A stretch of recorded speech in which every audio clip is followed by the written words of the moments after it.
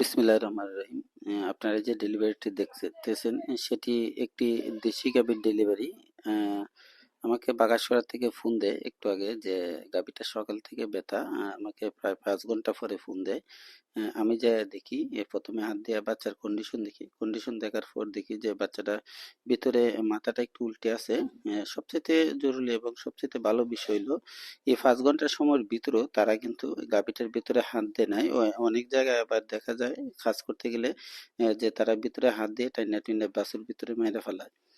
তো তারা হাত না দেওয়াতে আমি অতি সহজে ভিতর থেকে মাথাটা ঠিক করে নিয়ে আসলাম। এখন বাচ্চাটা বের করার চেষ্টা করব। বাকিটা আল্লাহর ইচ্ছা। বাড়িতে তেমন মানুষও নেই, শুধু মহিলা মানুষ। কাজটা আমার একাই করতে হবে।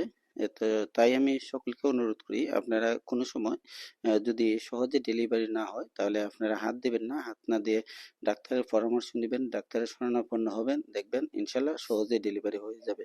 এই যে আমি বাচ্চাটা আল্লাহর রহমত খুব সহজেই ডেলিভারি করে ফেললাম। এখন বাচ্চাটা মার কাছে দেব। সবচেয়ে গুরুত্বপূর্ণ বিষয় হলো যে একজন মা একটা বাচ্চা প্রসবের সময় কতটুকু কষ্ট করে সে বিষয়গুলা দেখার জন্য আমার এই ভিডিওগুলা।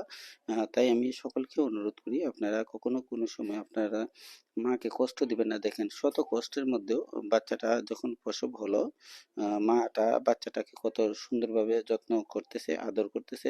তো এটাই মা। তাই আমি সকলকে অনুরোধ করি, আপনারা কোনো সময় আপনাদের মায়ের কষ্ট দিবেন না। মায়ের কষ্ট দিলে আল্লাহ তাআলা রাব্বুল আলামিনও সহ্য করে না। এটাই মা। আসসালামু আলাইকুম।